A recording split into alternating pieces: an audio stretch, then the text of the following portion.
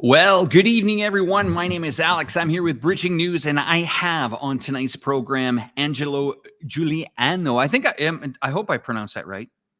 Anyway, we'll get him on the program here in a moment, but I just wanted to tell you this is a very special live stream. We also have Catherine Chen, journalist here at Bridging News, joining us from Beijing. I just want to say a big shout out to everybody that has joined us from X. Thank you for logging in and checking us out tonight, as well inside China, as well as Bridging News Chongqing and Angelo's channel. The numbers continue to rise, and we are here on WeChat as well. Angelo, welcome to the program. Great to see you. How are things where you are? Hi, Alex. Always a pleasure. Here in Hong Kong, everything is fine. We are, very soon it's going to be spring. As you know, winter here is very short, very, very short. So, it's very pleasant and everything is fine. And despite what you hear in the Western news, everything is fine. Do not panic. China is not collapsing. China is not going anywhere soon. It's still there. Everything is stable. So I think it's interesting. We're living interesting times. Now we have those days we have the two sessions. And the news are very conservative. It's not the growth that we had, double-digit growth is not going to happen. Now it's a soft landing. It's more like it's what they like to call qualitative growth, stability, qualitative growth, sustainable growth. And actually, and China is still going towards the long-term goal of socialism. I mean, socialism meaning, keep in mind that, let's use other words because people are panicked. When they hear socialist, communist, people panic. What is it? No, it is a shared prosperity. Shared prosperity means there's a cake. Let's make the cake bigger. And let's make this society more equitable. Well, I think that's the direction where China is going to. And Xi Jinping is very clear. What China wants, the priority is very simple. It's a sovereignty, so we probably can touch on Taiwan. So Taiwan needs to rejoin the motherland. Then stability, peace, and stability. And into this stability, we will need actually to talk about geopolitics because China is getting bigger, and this is actually bothering the collective West. We are actually facing this what we call the Thucydides trap. Is the collective West going to accept that China is going to challenge their hegemony? Which, by the way, China is actually a peaceful emerging power, which actually is striving through peace and stability, while the West has been thriving through actually chaos. If you look at the history in the West in the last, since World War II, it's been actually thriving through chaos around the world and containing the global South. China is actually represented the global South, and we are living special times, especially with BRICS.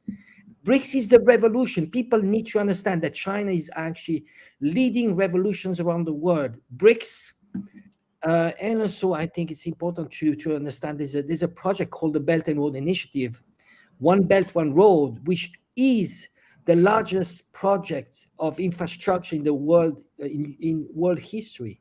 So it's very inspiring, and so we are very lucky, you and I, to live where things are happening.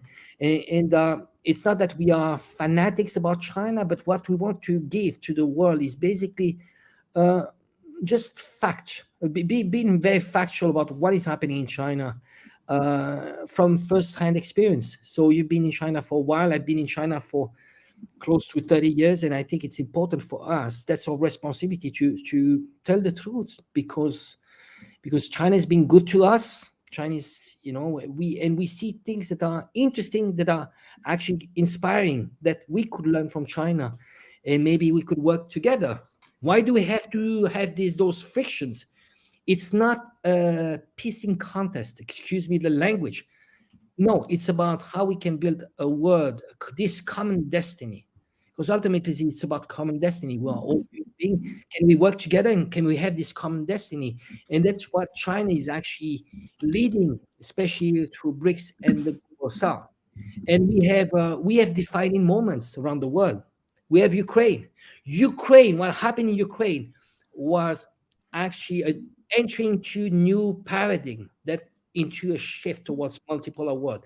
And now we see another front in Gaza, and we see probably they're preparing a front in Southeast Asia. So many topics we can touch on. Where do you want to Sure. go, Alex? Where do you want to Well, shift? now that I've got you on the screen, and I just want to say thank you so much for joining tonight. I mean, you are, I call the words of wisdom.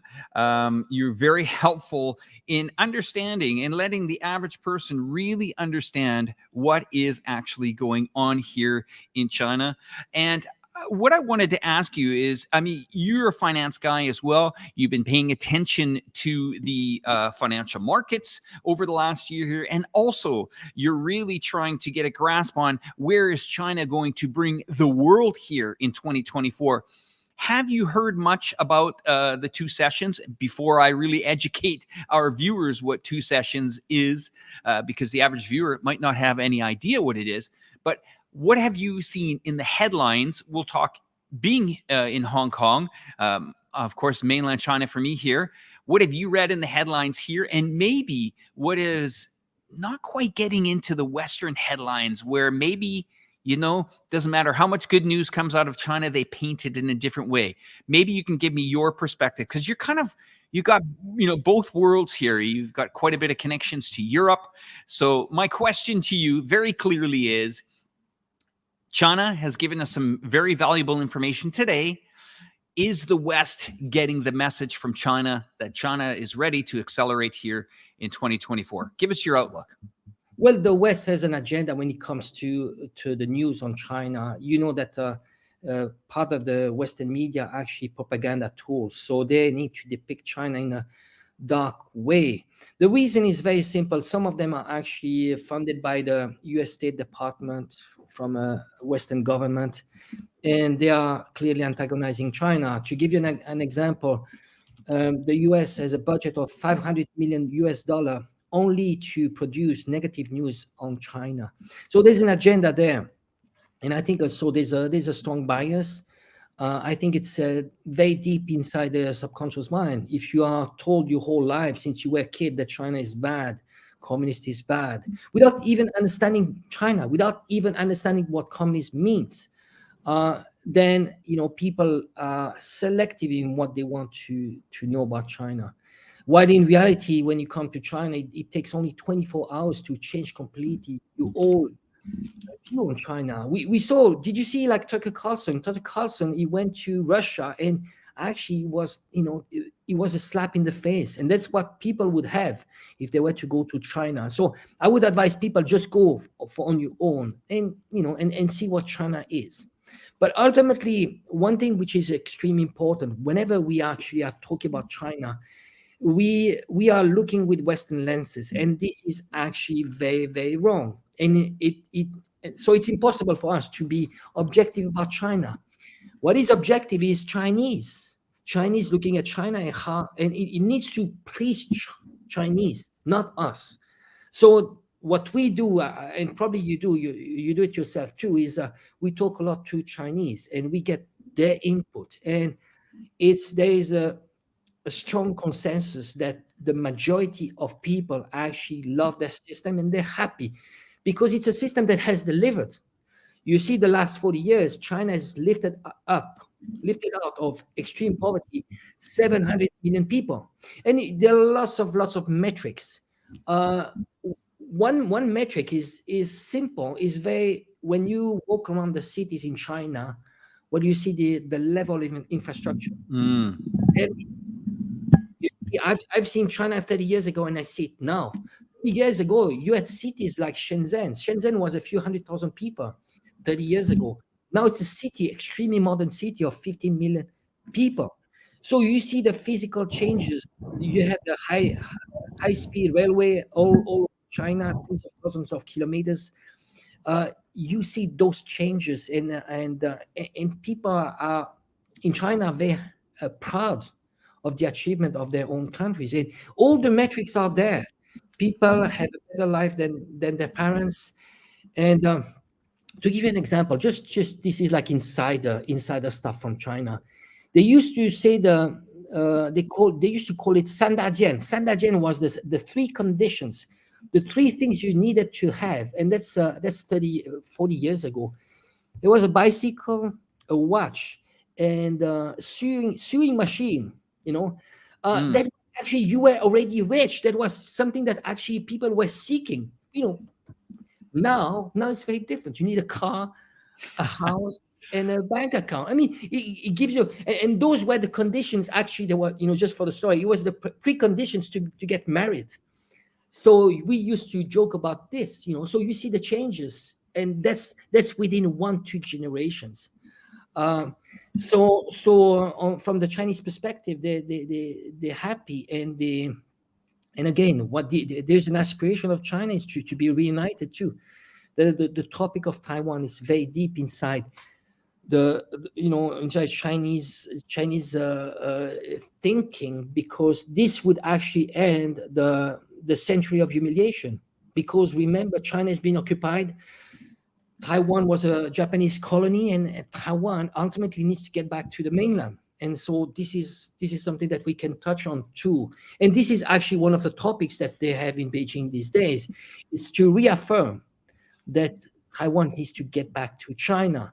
They used to say it needs to get back peacefully. Now they're getting a bit stronger wording, because they know that the Taiwan DPP, which is controlled by the US, is actually challenging more this status quo. Let's talk about the increased budget here. We've seen a couple of things. You can see along the bottom here some of the things that have been agreed on. China's central bank governor says there's room for cuts in bank reserves and requirements. Also have some more comments as well. Xi stresses the development of new quality productive forces according to local condition. Highlights of the 2024 government work report. Major targets of 2023 were accomplished in a very difficult year.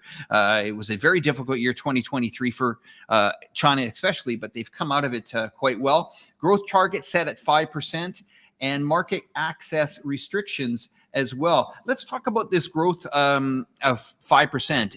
Is it sustainable? Your thoughts? To be precise, 5.2%. So the target is for this year is going to be 5%. It seems it depends on the stimulus. If you want to have qualitative growth, you need to check it. Is it a growth that is fueled by more debt?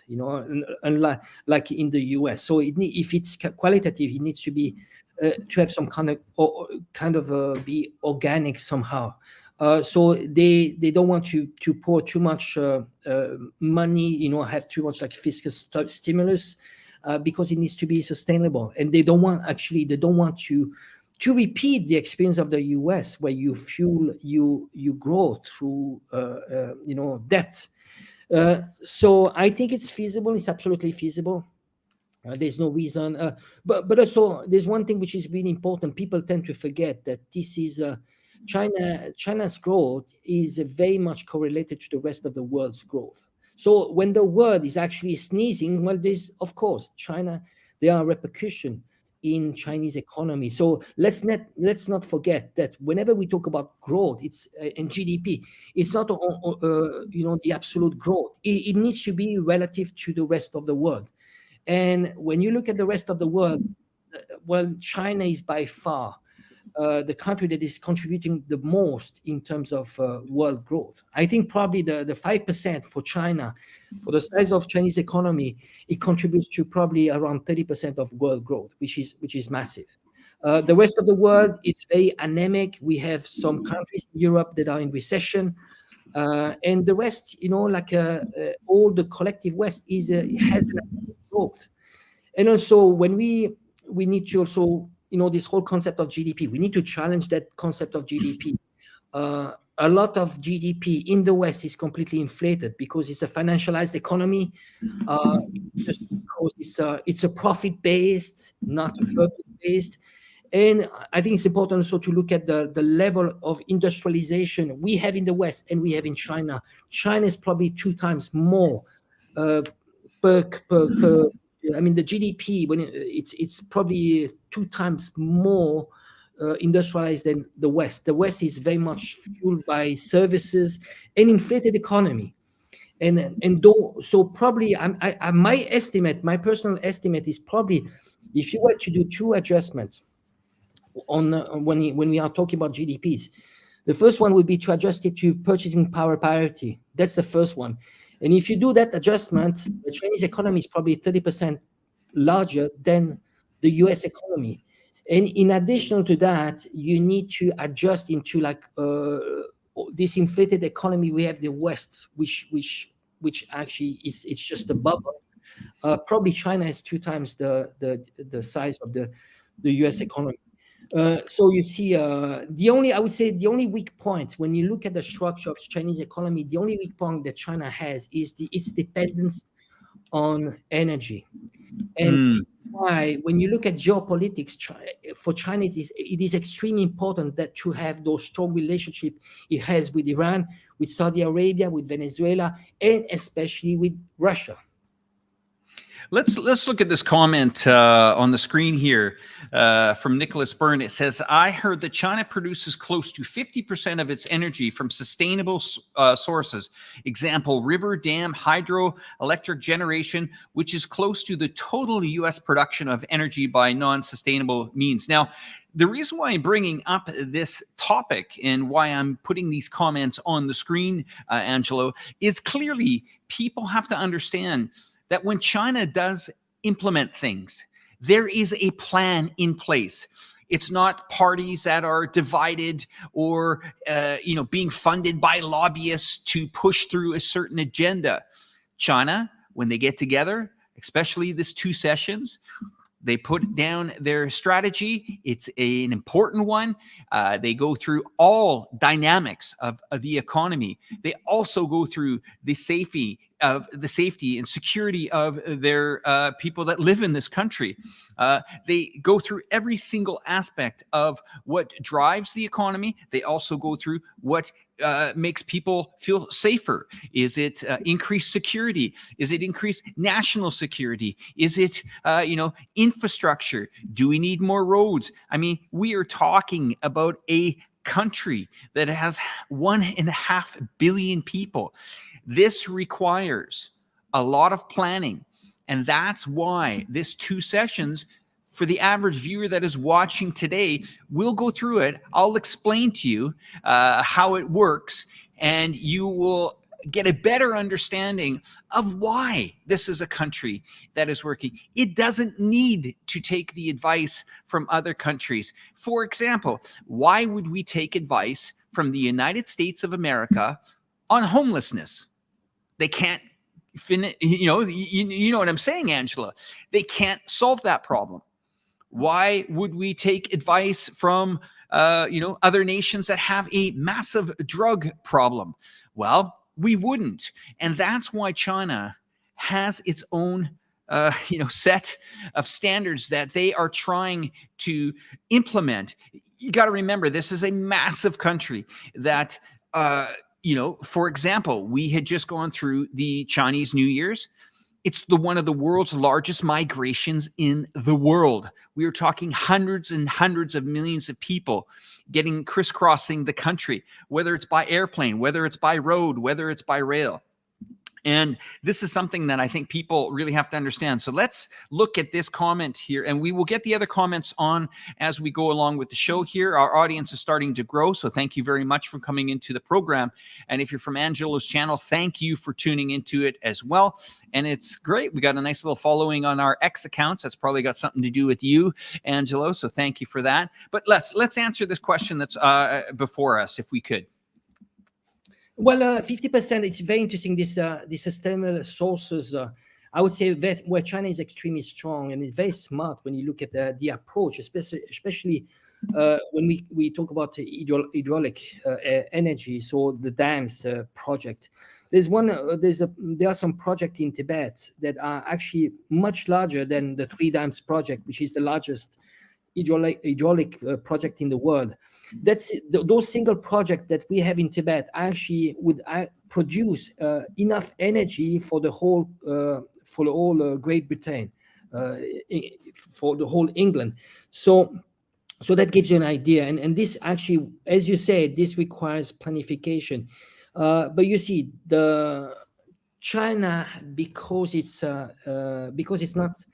a system which is based on election cycles, they don't have the pressure to actually make people happy on giving some handouts. It's not because they don't have the pressure to make people happy just like this, and tell them what they want to hear.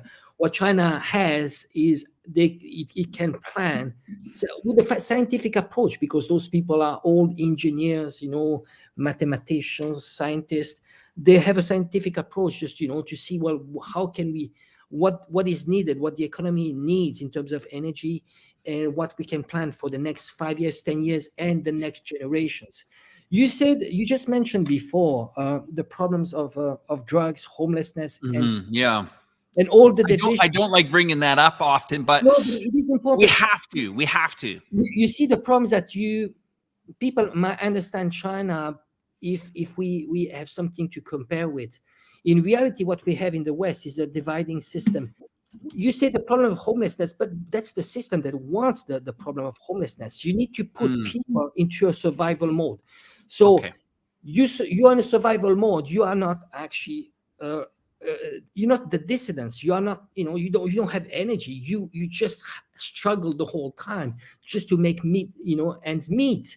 And your main worry is, how can I feed myself? Survival mode. Do you have the luxury to protest? No, you don't, because you're working on 3 jobs. Now comes drugs. Well, drugs, makes yourself numb, right?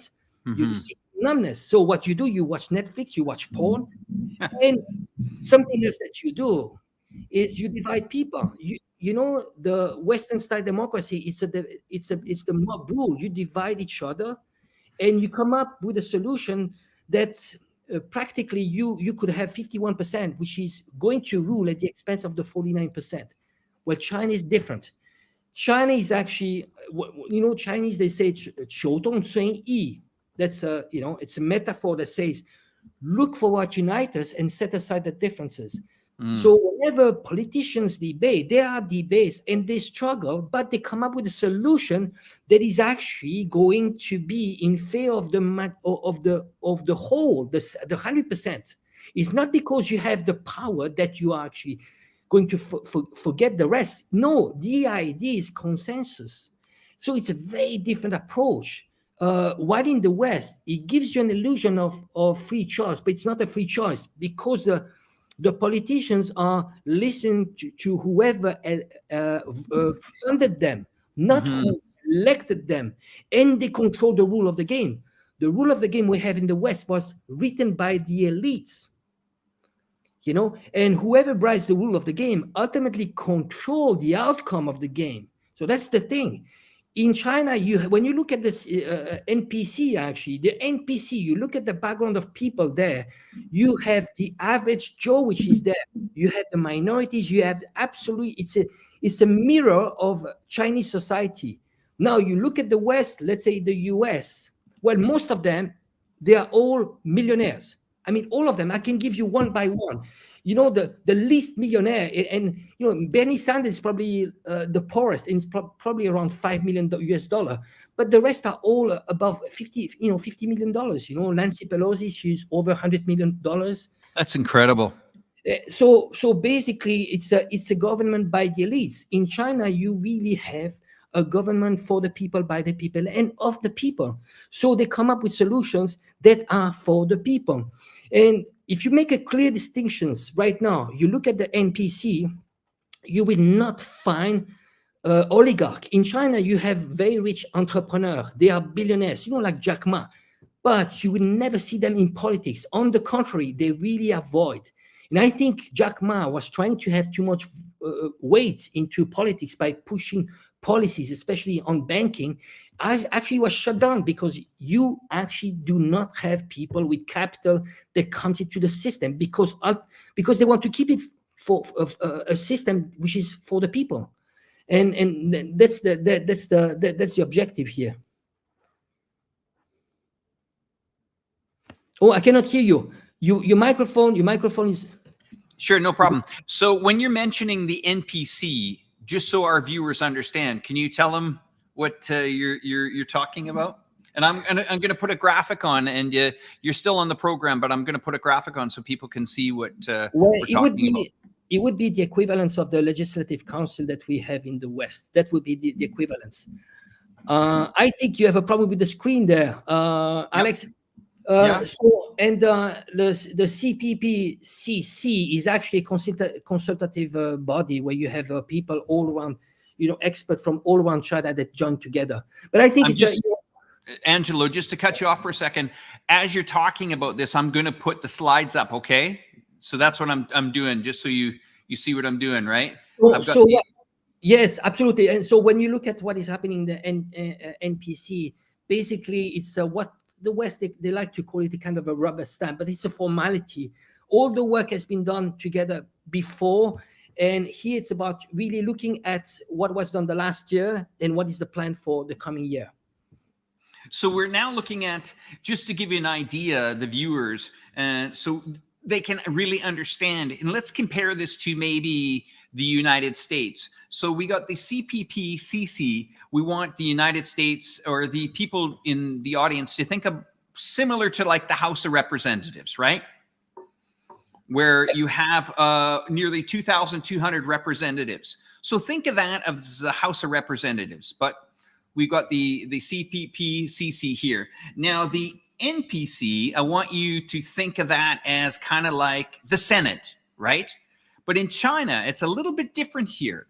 It's not just made up of the elected officials here, but also people that are educated, whether it's scholars, professors, people with knowledge of, certain types of science, scientists, MBAs, majorly educated people. And these are the people that really kind of make decisions as well. So you got the CPPCC, and then you got the NPC, which is the National People's Congress. That authority belongs to the National People's Congress as well. And then as we come down here a little bit, there's nearly 3,000 delegates. The NPC is larger than its US and British counterparts combined. So this just shows you the engine that is organizing this country. It's absolutely massive, okay? And we'll go down to this other slide here, the largest parliamentary body, the third major difference between the NPC. And I'll just skip right back up to the top here. Although they begin just days apart, they are actually very separate affairs.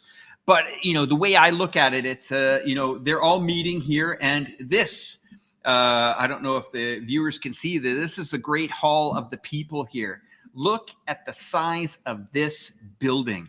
This is pretty serious stuff here. You can see that we are actually going to go live inside the area. I think you know this, Angelo, that this is a very heavily restricted area right now. It is pretty much blocked off from, I think, all public for the next almost 10 days. Your thoughts every year when you see this event? Maybe you can share us your thoughts. Well, it's massive, but this is it's pretty much you need to put into the perspective of the size of China. China is not so much, it's a civilization state. It's a continent. So imagine just a continent. It's just massive. People tend to forget that the complexity, the diversity of China is extremely complex. So the events you have, whatever events you have in China, and including political events, that's a different scale. But what is important here is that you have people coming to Renmin Dahuitang, this building, that are coming from all around China, and this is the event. But it's basically you have to imagine the same as the yearly review you have in a company. So you had the set plan for 1 year. They come back and they say, well, what did happen? Did we hit the benchmark we wanted to hit? And what is for next year? But the good thing is that it is a scientific approach. You would never actually, in politics in China, you never have leaders that would come up and say, well, I'm going to promise you the moon. We are going to go to the moon. No, it's very simple. You know what? The West, in the West, but it's very cultural. They want emotions. Make me dream. I want to dream. I'm going to sell you a dream. Martin Luther King, do you see my dream? And the Chinese, they'll be like, oh, you know what? Why don't you, breathe a little bit, come back, rational, be pragmatic. Is my life going to get better? Are you going to deliver? What are you going to do for me? And what is the plan? And you have the politician is going to set up the plan, but on a scientific approach, saying, well, those are the investment. This is the return on investment. This is the fiscal plan, and we are going to stick to that. And guess what? Whenever you come at the end of the year, because they had a scientific approach, they actually match the target, because you have people that are not selling you what you want to hear. They are going to tell you what they are going to deliver. Big difference. Not what you want to hear, but what you are going to get. So we got a lot of questions to comb through here. I'm going to answer this one, and then we'll go on. I've got about 5 back-to-back for you to help me out here with Angelo as well. This is from David again. There are lots of concerns about the U.S. banking sector right now. The excessive derivative leverage will mean bank runs at some point. Funny that you mentioned that, David. Just last year, at this exact time, we see this news clip, SVB depositors to get their money as part of a Fed plan. As well as this headline last year, Fed announces emergency lending facility to shore up U.S. banks. Yeah, I truly, honestly believe that the derivative market is holding up a lot of these banks and S&P 500 companies. We just saw some major alarming news coming out of Apple yesterday that their sales have plunged in China. Okay, never underestimate the Chinese. When you back them again to the corner, you try to sanction them, you try to ban their product, you try to stop research and development from coming, you try to stop 5G coming from your country, you stop to put tariffs and sanctions on all these items coming to China. Guess what? They either reinvent the wheel or they find new markets with their partners and their friends. And we call that the Belt and Road Initiative, which has been spreading, to my last count, this summer when I was at the forum in Beijing on the Great Wall of China with, of course, Carl Zaw as well. And Carl, if you're watching tonight, hello. But it was over 153 countries that have signed up to this BRI. This is an investment. This is China branching out. It's not just China throwing money at infrastructure products. It's actually trying to educate these countries. For example, Africa. When they get into countries in Africa, of course, some of these countries need infrastructure because the collective West has pretty much either bombed or stolen the resources there. Well, China's coming back in. Now, yes, they might invest in roads or ports or railways. But what is interesting, when I heard some of the people speaking at this BRI forum this summer, is they were really saying, listen, Alex, we are actually trying to help banking facilities open and having branch managers like the olden days where you would meet your loan officer. I need to borrow $5,000 to start a laundromat. This is what they're talking about. The neighborhood bank, the bank manager, that manager that's meeting a client, that's getting entrepreneurial skills. And as this blossoms, these countries blossoms, and the West thinks it's a major threat to them. Now let's get to some of these questions right now. We have this one here for you, Angelo. GDP in the West is a deceptive construct. Gross national product gives truer picture of the country's economy. Any thoughts? This one's over to you, Angelo. I'll give you some example of there's an economist, French economist. His name is Charles Gave.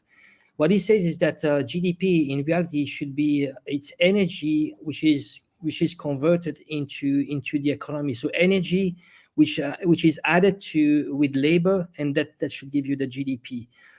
Pretty much the rest is all inflated. I'm going to give you just a few indicators.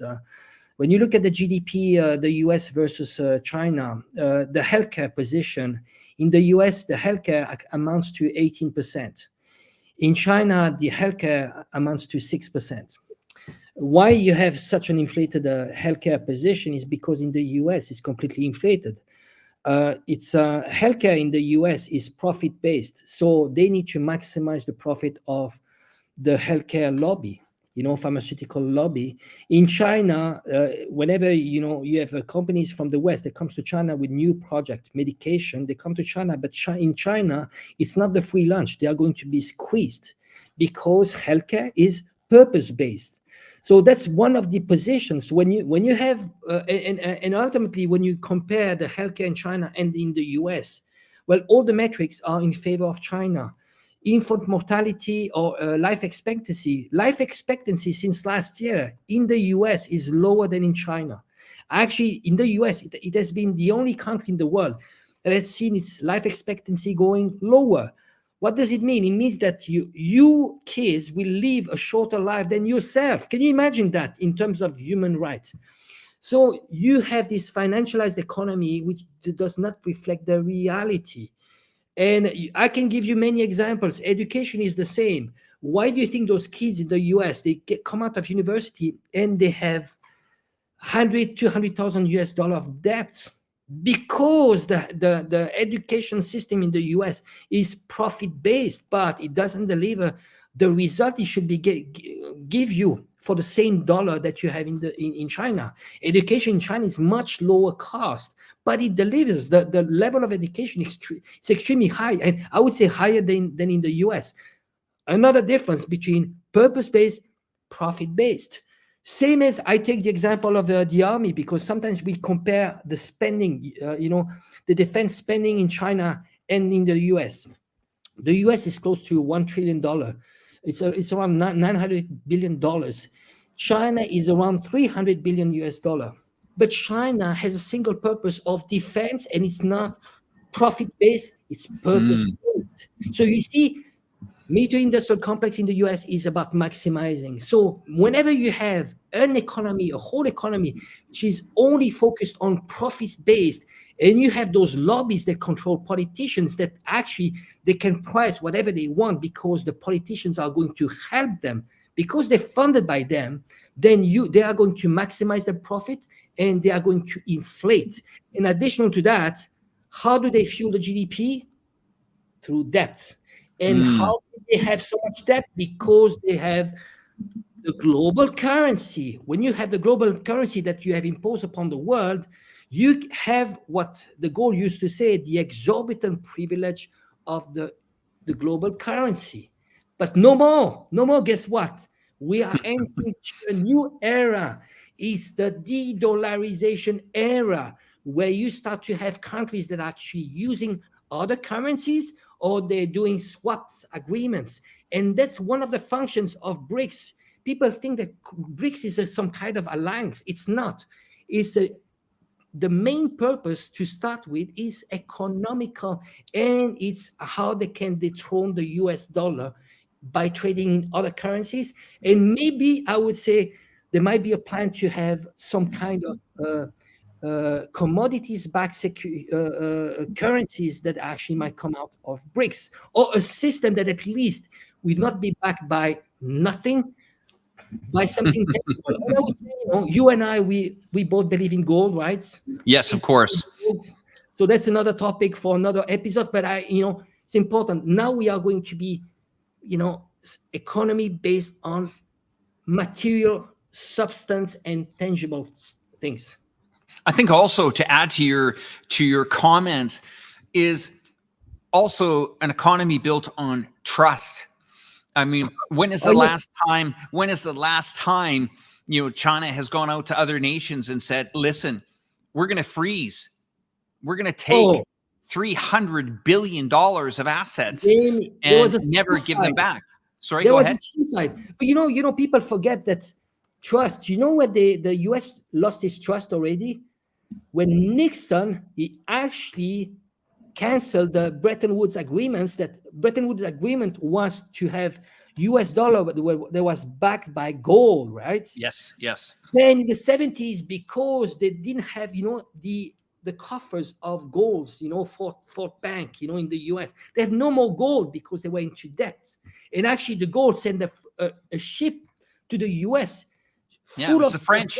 French sent it to the Bank of New York. And then, he forced them, give me gold. And then, Nixon, he was panicking because You know, there was a lot of debt, especially because of the Vietnam War, and Nixon panicked. So he came on TV and he said, for the time being, we are actually going to cancel the peg to the US, to the gold. So since then, the US dollar was just paper currency, and they've been imposing upon the world. You see, what was the US dollar has been backed. It used to be backed by gold, but later on, it was backed by the US Army. Meaning, what does it mean? It means you have a gun here, and if you don't use US dollar, you dead. And Saddam Hussein and Gaddafi, The they died. petrodollars. And the petrodollar too, absolutely. And do you understand that the petrodollar had to be brought back in to buy T-bills? That was part of the deal. They were actually forced, if they're going to use the American dollar.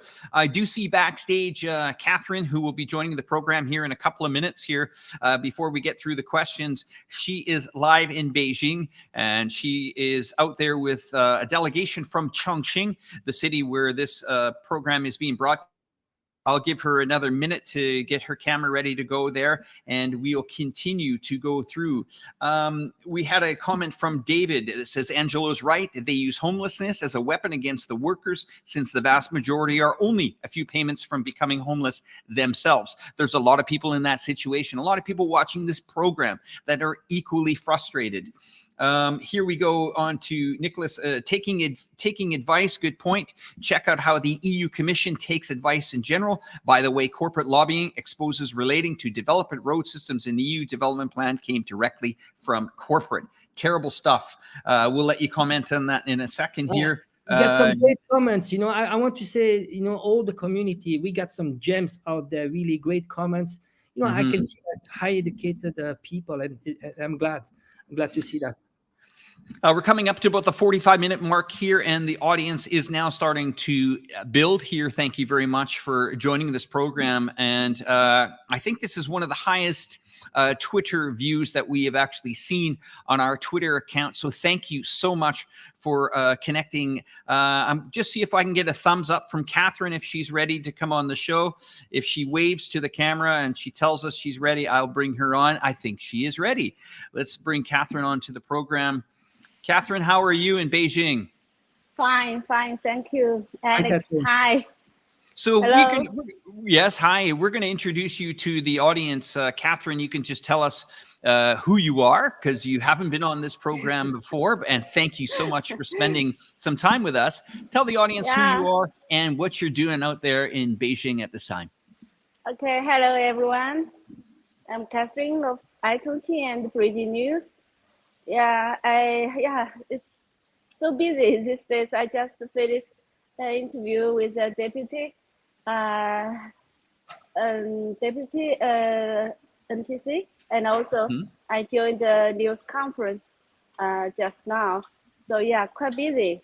You see, I follow the delegation, Chongqing delegation to Beijing, and the hotel right now I stay is also the hotel where the NPC deputies stay from Chongqing. Actually, there are 58 totally of them. So if you don't mind, Catherine, we'll bring up a photo here, and maybe you can explain this photo. I'll bring it up onto the screen here in 1 second here. There's you, of course. We got a photo of you. And we have four photographs here. The top corner looks like, you can explain maybe what they are if you can see them, okay? Yes, those the photos taken yesterday, I think mostly were taken by me or by James, who joined the event yesterday. It was an event of an open day to the media of Chongqing delegation. It's also one of the first of the 2 sessions this year. And also it was the first one since 2019. Due to the COVID, there's a suspension of this kind of open day. And it was overcrowded, actually. Unexpectedly, there were more than 180 journalists, both from both domestically and internationally journalists crowded in this meeting room. Yeah. And you see, for yesterday's event, there were actually two parts. The first one is a group discussion about the government report, which was released yesterday morning by the Prime Minister, Li Qiang. And the second part is to answer the questions from the media. Yeah, that photo actually was taken by during that event. Okay, that's the press corps there. So, Catherine, can you maybe, if it's okay, we can ask you some questions. We have Angelo with us as well. I think Catherine might be turning her camera around. She wanted to show us some stuff here. Angelo, okay, here we go. We got Catherine back as well. Catherine, some questions. First of all, maybe I can ask what kind of questions the media were asking.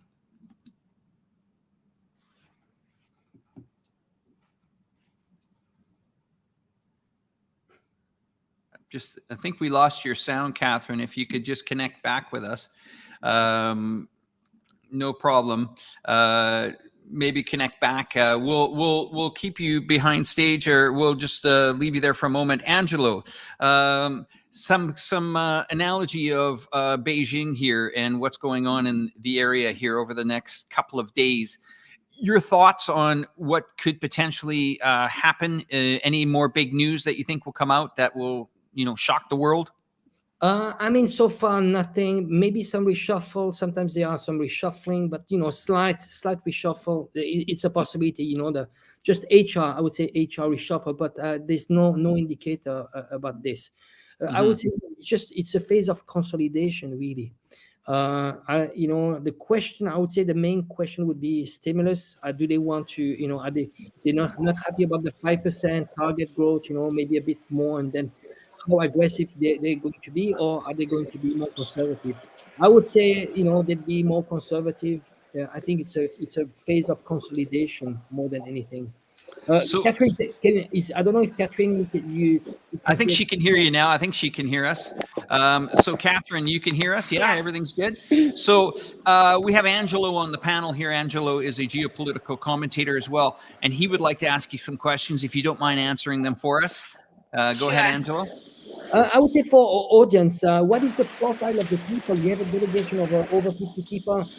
Can you give us more or less the profile of those people, the delegation that Chongqing is sending to the NPC? What is the profile of those people? If you can give us maybe some idea on how representative are they of the people of Chongqing? Actually, there are delegates from Chongqing, both government level, municipal government level, and the district level, and also from ordinary people. But they are all deputy to the National People's Congress. So Absolutely. 58 of them, I have to say, most are from the, from the grassroots. Absolutely. Yeah. I think this is the most important thing for our viewers, is that people need to understand that people that are actually be sent from Chongqing or from any parts of China are all, very often they can be like grassroots people, and sometimes we practically you have ordinary people that can be potentially be sent to the NPC, which so it's just to highlight this is very much like a representative. It's very representative of the people, average people in China. Yes, actually they do. So I just interviewed some deputies to NPC from Chongqing.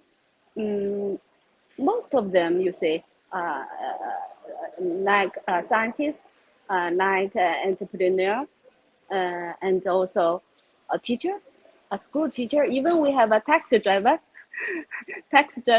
yes, and the villager, the officer from village. So you can see that is amazing. This is an amazing information. This is extremely important for people to understand that you have people from the grassroots, average people that can stand potentially. So you have potential people that of a extremely high level, government level, but being close to an average person. It could be even practically a street cleaner could be potentially at the NPC, which is just amazing. Yes, actually they have group meeting together to deliberate the government report. You see, that's quite important thing. Yes, could you tell me what is there any review that you commenting on actually results on Chongqing, how Chongqing has been performing on 2023, the performance in terms of GDP contribution of Chongqing, the growth. Anything you could tell us about Chongqing? Actually, like the mayor said on yesterday's event, he mentioned about Chongqing. You see, last year our GDP has reached 3 trillion yuan already. And he mentioned that we set the goal to reach 4 trillion in 2027. So you can have the idea. Chongqing, as Alex often said, that it's the biggest, the largest city in the world. Actually, it has the largest population in the world. Yeah. Could you explain maybe the profile of Chongqing when it comes to China? Okay. Chongqing is what we call a 直辖市. Can you explain? Yes, it's a municipality under the direct supervision of the central government. It's located in the southwest of China, and also you can see Chongqing is also an industrial hub of China because it has the most sophisticated industrial chain in China. So that's why we now we are trying to boost our industries, especially smart industries in China. And Chongqing also, you see, it's international logistic hub in the Western China. We got the China Europe Railway, and to the northeast, and we have the IOSTC, International Land Sea Trade Corridor, to the south, and we have the Yangtze River Golden Way to the east. So you see. Yes, absolutely. It's a very important hub, and it's growing very much. I mean, the status of Chongqing as being a municipality having direct contact to the central government, it's been how many years? I think probably 15 years. It used to be part of Sichuan province, right? Yes. And then it was taken away. And how many taken away?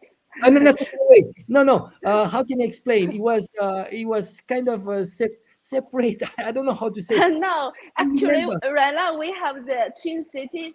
We have Chengdu, Chongqing economic twin city. So we're being combined together under this national strategy. So it's not being taken away. No. We're being united again. Well, actually, the strategy right now, and we see it, they're trying to do those hubs, they're combining cities. And that's the trend. We have the Greater Bay Area also in Hong Kong, Guangzhou. So they make like big triangles, and the overall population can be like over 100 million, and so they're creating like kind of it looks like a larger city, but they're combining cities together to create bigger hubs. It's a city cluster, actually. It's a national strategy. Chongqing, Chengdu, Twin City Economic Circle is the fourth of its big city clusters in China. I think that's also is kind of national strategy to boom the economy in the west of China. So you have Beijing, Shanghai, you have Greater Bay Area, you have Chongqing, right? And Beijing, Shanghai, and Yangtze River. Yangtze River. Alex, what's the third one? I think. Speaking Chinese. Which is third one? He's an expert, actually. So we've discussed the. Of the Yes, city clusters. Yeah, The city city cluster. Which is the third one? I No, So we forgot got all of a sudden. Beijing, Shanghai, Greater Bay Area, and Chongqing, right? I think so. Yeah. Beijing, Shanghai, and also the Great Bay Area. Yes, Greater Bay Area, absolutely. Yeah, Great Bay Area. I believe so. Yeah, yeah. I mean, you know, there are five major. Is that correct? Am I right on that number? We are the fourth one. Yeah. So the Do Yangtze you remember? River. Yeah. You produced the video named. Yeah. I'm just going The through it now. fourth caller. I'm trying to remember all of them.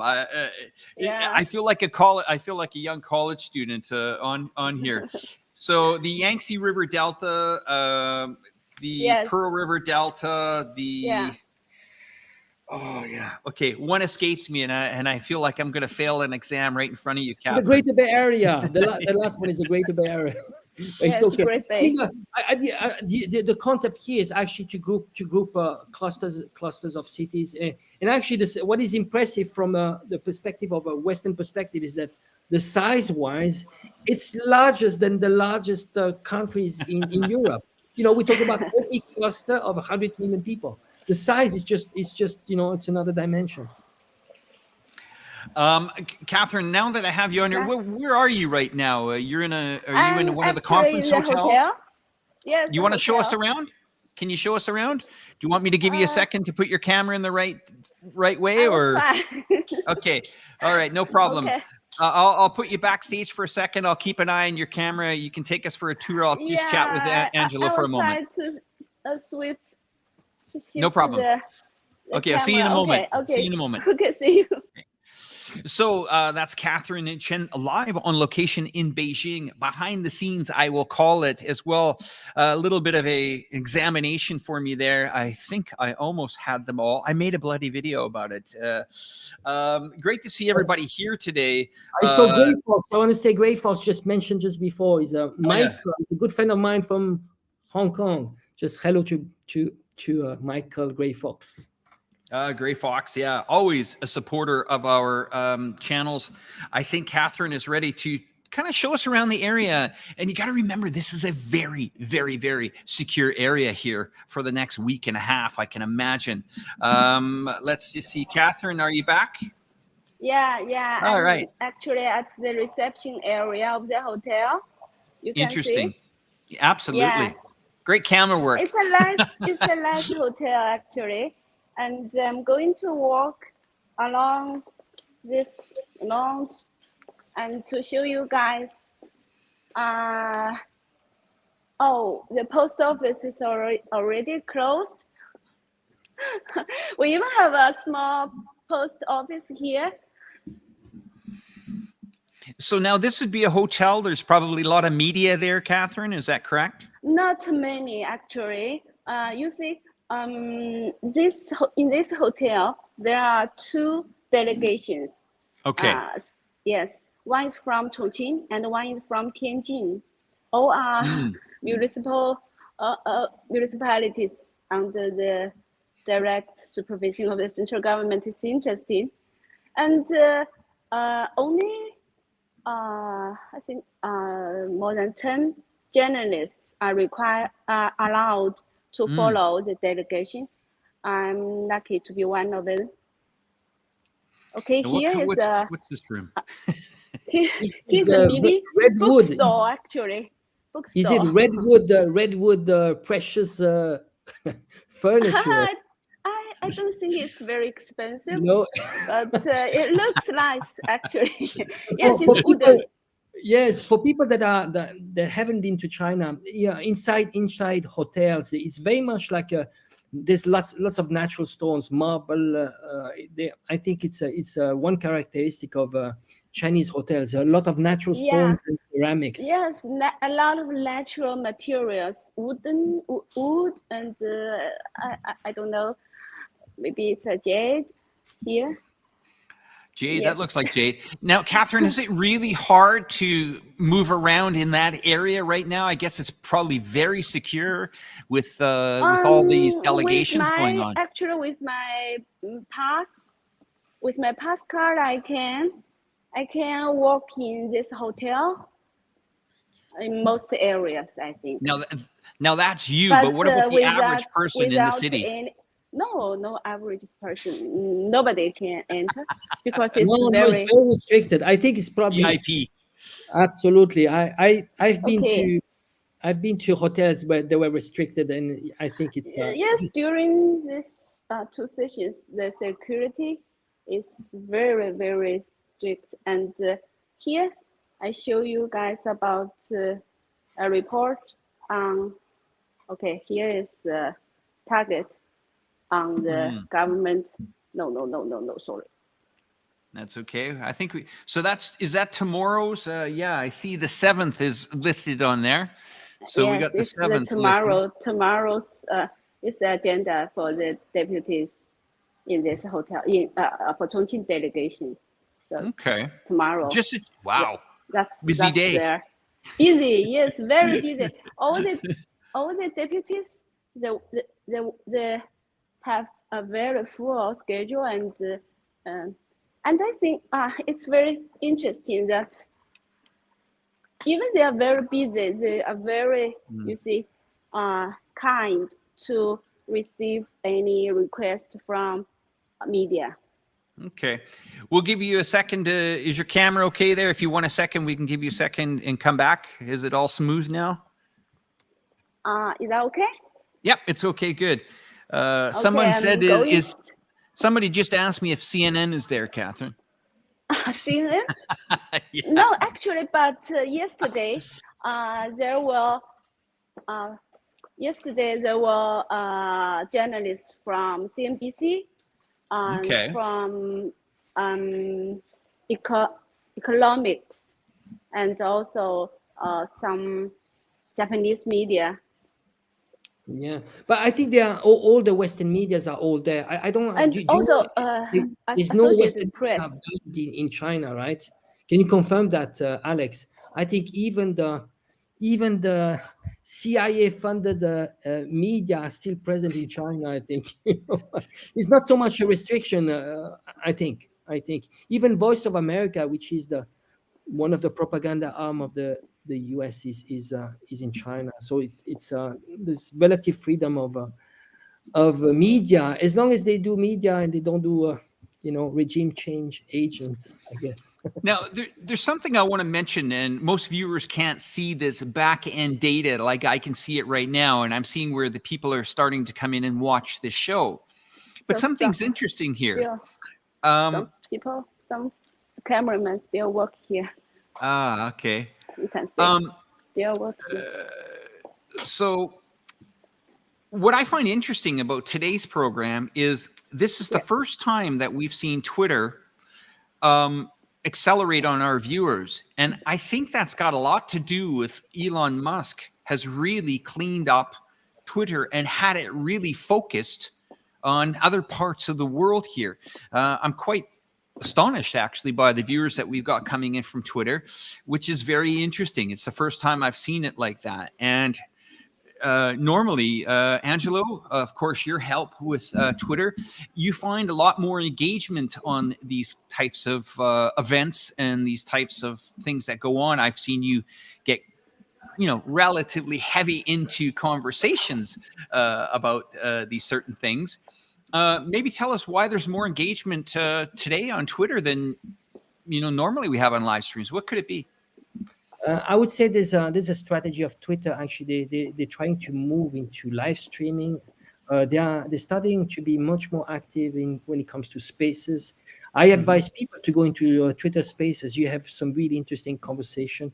You have all topics happening there, and there's a little bit, I would say, relatively little bit less shadow banning or of those restrictions on Twitter relatively to other social media platforms like Instagram, Facebook, and so on.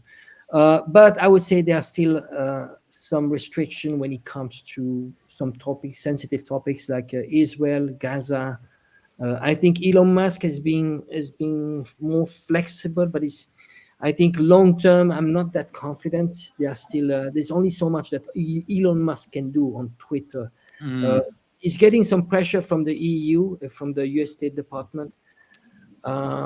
So I would say, but that's one of the very few places where we still have a voice. I mean, personally, my channel is completely demonetized permanently.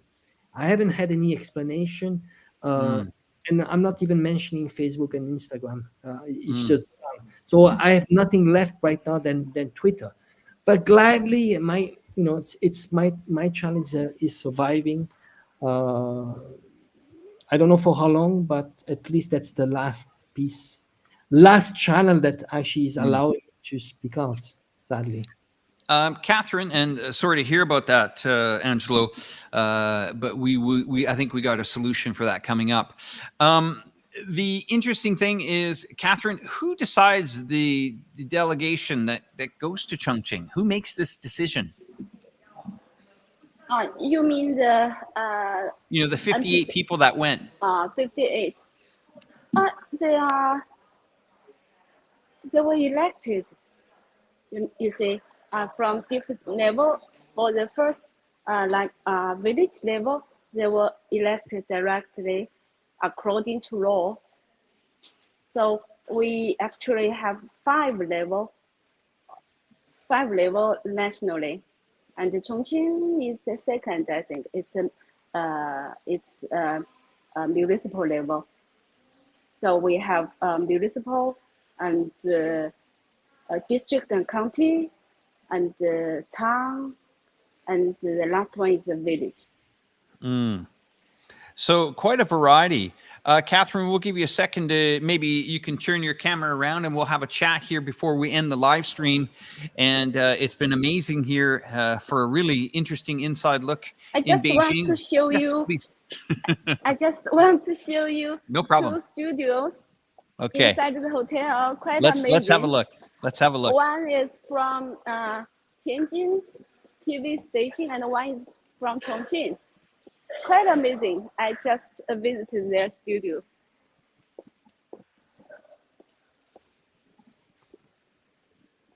So it's interesting. It's a fascinating. I wish I was there. What is happening there in China is just amazing. But can you add? Do you want to comment, Catherine?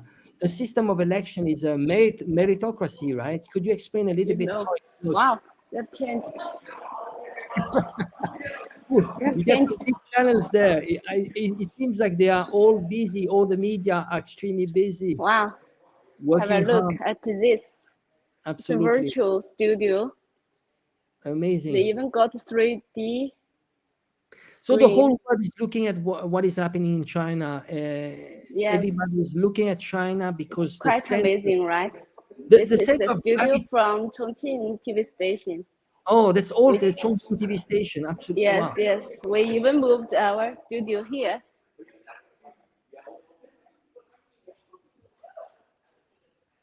Okay.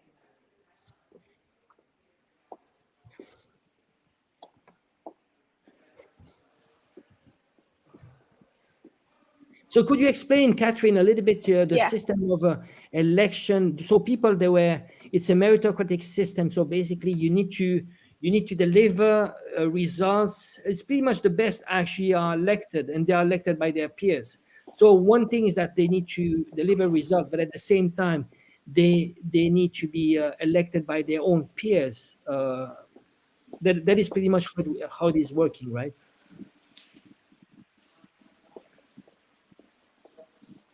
Well, I'm not sure you can hear me. Alex. Yeah, I'm here. Yeah. Election. So, Catherine, did you hear what Angelo was talking about? Pardon? Angelo was asking a question. Did you hear what he was asking? Sorry, I didn't catch him. Repeat the question, Angelo. Catherine, the system in China. So people from Chongqing that are going to Beijing to the NPC Congress, they're pretty much it's a system of election of meritocracy. So meritocracy is it's the system that you need to deliver results. If you are good, you can be elected by your peers, and you climb up to the levels up to the levels of being able to go to Beijing, right? Yes, it's kind of China's whole process, all people's democracy. Let me find a place. So it's if you are good, I mean, you need to deliver results so you can climb the ladder of power. So it's result based. It's not if you are, it's not like populist in a sense that you tell people what they want to hear, and you can climb up the ladder of power. It's based on results. Yes, like the MPC itself. All the deputies, they have a term of 5 years. Each one have 5 years term, and they've been selected by that area. If a villager yes, the villager can elect their own deputies. Yes. Also, there's one thing is that at the village level, you do not need to be part of the CPC to be elected. Can you confirm that you don't need to be part of the CPC at the village level? Yes. So it's not necessary to be CPC. Absolutely, people, they tend to think it's all around the CPC, but in reality, no. Beijing, you have I think you have 8 more parties. How many more parties you have in Beijing? Of course, the CPC is centerpiece in the system, but they still allow other parties to be part of the. Sure, especially like the CPPCC, right, Alex? Yes, correct. Yep. Yeah, especially the consultative. For that part, you don't even need necessary to be CPC. CPPCC, you don't even need to be part of a even politician. It's just a consultative body, so you can be just an academic, not being part of the political process, right? Yeah. So, Catherine, what we'll do is we'll give you a second to turn your camera around so that you can do the outro with us. Yeah, no problem. I know how difficult it is to be mobile, so I'll give you a second there. We'll come back to you in a moment, okay? And once I see you on camera, all right. So, Angelo, thank you so much for shouldering that, responsibility to help me out managing here. There's a lot of stuff that goes on these live streams behind me. I don't know if you guys are aware of this, but if I look away on the screen, sometimes that means that I'm looking at your comments. I do have a new device that is going to help me with that in the next couple of weeks, where I'll be able to look right there into the screen. I'll be able to see Angelo. I'll be able to see your comments, and I will be able to see and run this show properly. Angelo, I just want to say that, you have been a considerably amazing voice here for China. You do a lot of this, on your own time, on your own dime. You have a passion for media. I mean, you're an incredibly intelligent guy. We used to have some great live streams with Brian Berletic. I hope that Brian Berletic will get back onto the airs and do some Friday night live streams with us. That would be absolutely fantastic. But, as you know, we in China here, we understand that this is an incredibly important time here and an incredibly important, roadmap ahead for 2024. And Catherine, I just want to say thank you as well for giving us a real good inside look on what is going on inside Beijing at this time during the 2 sessions. I'm without words here, looking at our Twitter, normally we get maybe 5 to 10 people clocking in from our Twitter. On our Twitter tonight already, about 240 people are watching just from Twitter alone. So that means that there seems to be quite an interest in this topic and these subjects. Yes, I see that. By the way, I'm sitting on the chair. Right now. It's open. Yeah. Is it comfortable? Yes, quite. Um, Because I'm getting a little bit tired no for problem. a whole day now's work. Yeah. I'm going to pass the microphone over to Angelo. Angelo, Catherine's there for any more questions. If not, have a quick chat. You guys talk about it, and once you're done, we'll wrap up the show. Sure. So what is your personal experience, Catherine? So your generation, can you say maybe to the people just it's much broader. It's actually outside the topic of Beijing, but your own lifetime. What have you seen in terms of changes when you look at from your parents' perspective, what they went through, and what were the expectation, their generation and your generation, what you were able to achieve that your parents didn't, and what did you see in terms of changes? I mean, basically, what are the most obvious changes you've seen, and especially I would say Chongqing. So you are basically a local from Chongqing, and what are the major changes? If you were to list, let's say 3-4 changes, but really tangible on the personal, if you can put like a personal touch on personal experience, you can say your father, mother, what they went through. I put the example of before, the Sandajian, what was the Sandajian before and now. Yes. How dramatic. Having a bicycle 40 years ago was a big thing. Now it's different. So all those expectations from your own perspective as a Chinese, your generation, can you say something about this? Okay, thank you. Yeah, I actually, Alex know me. I'm a local. Just been working in the media for more than 20 years. But before I joined media, I worked in Africa actually, Africa on foreign trade. And when I returned, I entered the media. I love to work in media. Yes, yes.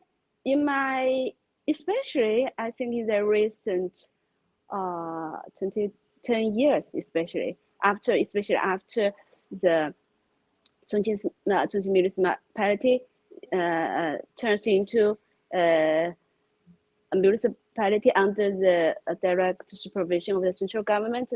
That's what you call the separation from Sichuan province. Huge changes we have witnessed.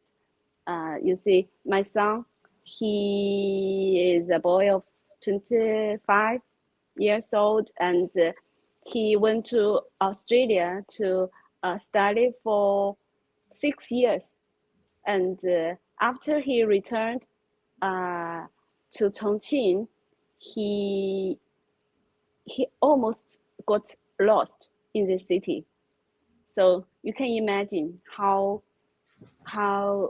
big changes we have experienced, especially the infrastructures. You see, especially if you have ever come to Chongqing, you will be amazed by the infrastructures, by the buildings of the city. It's quite amazing. No, I can imagine. You see, Catherine, there is one thing. I think people living in China are shocked by the changes. So and they're living this on a daily basis. So basically, but they see on a daily basis.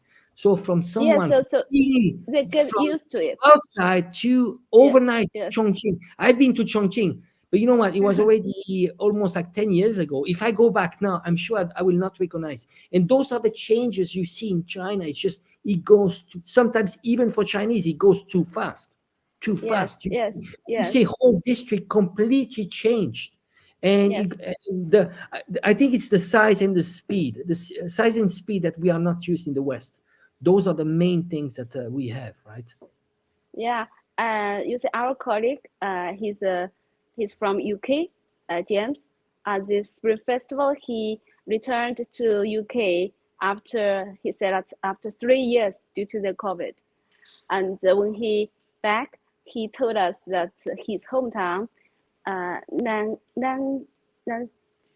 Lancaster, I can't remember the name for his hometown, but he said that his hometown is still the same. no change at all. It's exactly what he left 3 years ago. Yes. Well, I think it's also probably because the fact of China, this urbanization process hasn't changed yet. Actually, one of the elements of the two sessions are urbanization, right? But the urbanization rate is going lower, meaning that already many people from the countryside, they move to the cities. And I think the planning for this year is going to be 12 million people moving from the countryside to the cities. And this is how they are going to take care of the housing problem. They talk about empty housing, but in reality, the empty housing, it's a bit more than in the West, but because you have this urbanization, people from the countryside moving to the cities, and there are still many people, a potential of many people going to the cities still. Yes, we're still under the processing of this urbanization. Yes, we move people from village to one more question. cities. This is one thing that might be useful for people, that because I think one of the things we hear in the West is that there's always this talk about the real estate market is going down, and if you can actually give some information, I think we need to differentiate like first year cities, second year, third year cities. I think the decrease in prices were different depending on the cities and the location, and what is the feeling overall when it comes to this housing issue? You mean in different cities? Yes. The housing issue? Well, for what I understand is that in first year cities, the price decrease is not as much as second and third year cities. If you can confirm that. I think that's it's market. It's a market decide the price, right? For the first tier city like Beijing and Shanghai, more demand for houses, the price will go up. That's normal. That's the market decides. Yeah, but any changes in Chongqing? What did you see? Any changes in Chongqing? Chongqing, actually, we the prices, the real estate prices in Chongqing is considerably stable and considerably low. You see, even Chongqing, I think it's not exactly the first year, but they said it's new second tier city.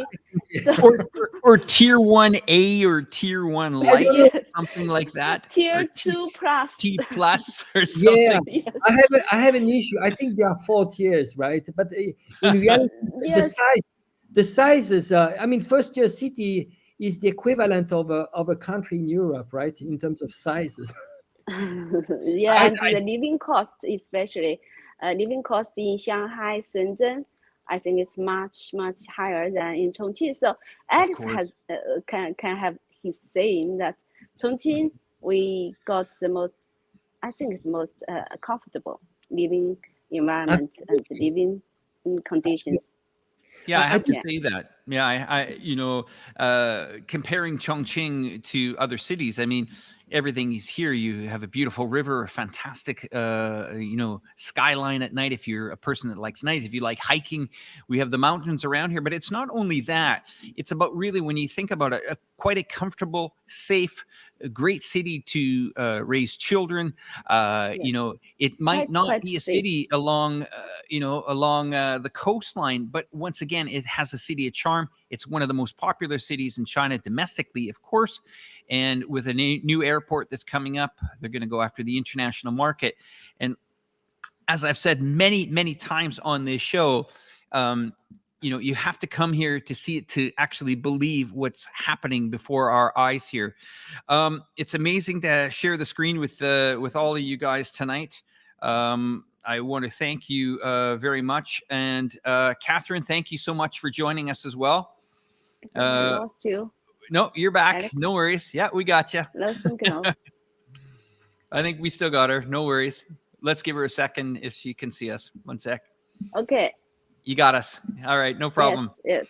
So, Catherine, we're going to let you go. We know that you have a big day tomorrow. Thank you so much. And I have to tell you, you've broken the Twitter record, bringing you on the show. That means I'm going to get you on way more shows when it comes to bringing in the Twitter account. But over 370 people coming in from Twitter. Never seen that in 4 years here. Yeah. But fantastic. Thank you, Alex. What an honor it is to share the screen with you. Angelo and I will say goodbye to the guests. You have yourself a great day tomorrow in Beijing. And say hi to all the delegates for us here. Take care, Catherine. Okay. Bye-bye. Thank you. Thank you. Yeah, bye-bye. Thank you, Bye. everyone. Bye. Okay, so Angelo, I mean, what can we say? Normally we have a lot to say on geopolitics. I think today is once again, a wake-up call for the collective West here. Here's a country that has faced tremendous amount of uphill battles here over the last couple of years. We know what's going on in the world with challenges. Other people, other countries decided to put their people's lives at risks. This is, a relatively very safe country. I lived during the pandemic through this. And now we are seeing the positive side of what China is capable of when they get together and they organize and they come up with a game plan that will really make decisions for the younger generation moving forward. I mean, your analysis of this has been spot on. I've known you for a few years. I've met you in person just recently. And once again, everything that you're talking about here and the way you describe it to the Western media and the Western people that are watching it, it makes sense. It's hard to sit down with somebody who has a closed mind where they'll say, yeah, but this is what we do in America and this is what we do. China doesn't need to follow the American style. They don't need that. They don't have a problem with homeless people. Of course, there are some homeless people here, but they don't have it in the magnitude. They don't have major drug problems like the United States have. They don't have indoctrination like massive, school systems do in the United States, pushing agendas, whether it's Hollywood movie studios, whether it's, and we constantly hear, oh, but this is what America does. China should do that. China doesn't want to do that. China doesn't need to do that. China is on an upward trajectory. It's moving forward. And for people, you have to come here and visit this place to understand it. Look at all, Angelo, look at all the YouTubers that have come here in the last month and a half. It really makes those clowns in the United States, those I'm not even going to mention those guys' names, but it really shows, the word is getting out. As more content creators, as more people come to China and come here, they send back videos, they post them online, they tell people this is not what you're being told back home there. I totally agree with it. I got to tell you, the last 3 years of my life here have been absolutely spectacular. I've met great people.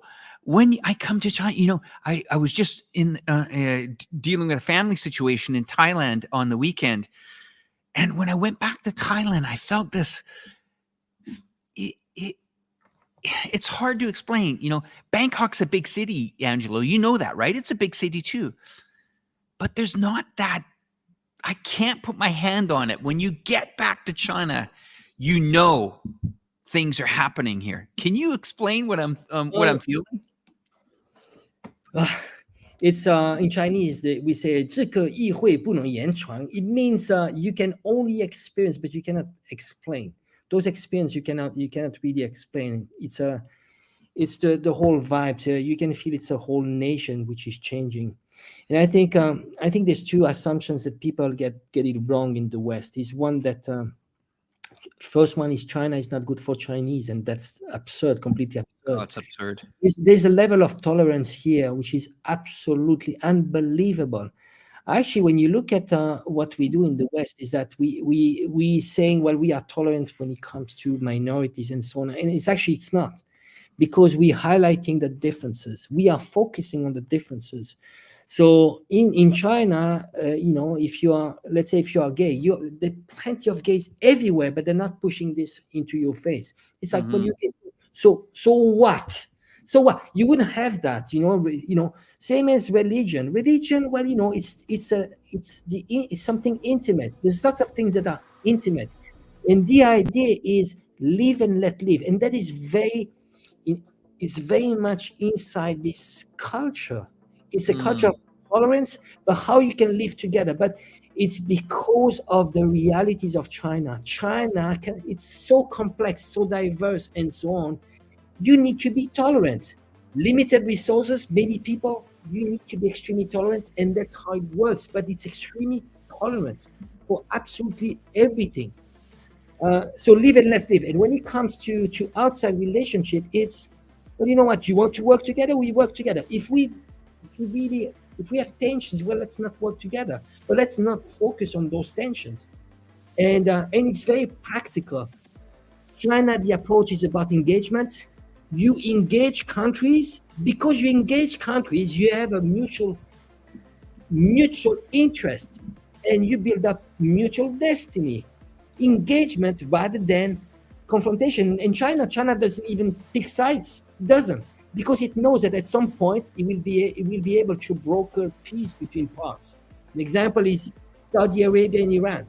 So those are all the examples that actually China might be able to shape the world of tomorrow through BRICS, which might be the next UN, which will be much more tolerant. Live and let live. How healthy is that? Live and let live. At the human level, but geopolitical as well. Live and let live, as simple as that. Well, Angelo, we got to do a lot more of this. I know you got a busy schedule. I got to be on, Russian television here in about 20 some minutes. You're going on another channel. You're needed. Let's hit the music. Let's let these people enjoy some beautiful scenery here in the fantastic city of Chongqing in southwest China, booming metropolis, population of over 32 million, 37 connected bridges in the city, 14,000 throughout the municipality. This is one city you got to get to. What an honor it is, of course, again, to share the screens with Angelo. Angelo, I've got your channel up there. Please subscribe. Look for him on Twitter. Trust me, you want to follow this guy on Twitter, man. The engagement that you get on Twitter is astronomical, and we're going to bring that to the program at a later date. We'll go say goodbye to the audience here. We're going to ramp up the music, and we'll have a little bit of an intro or outro video for you guys. Talk soon.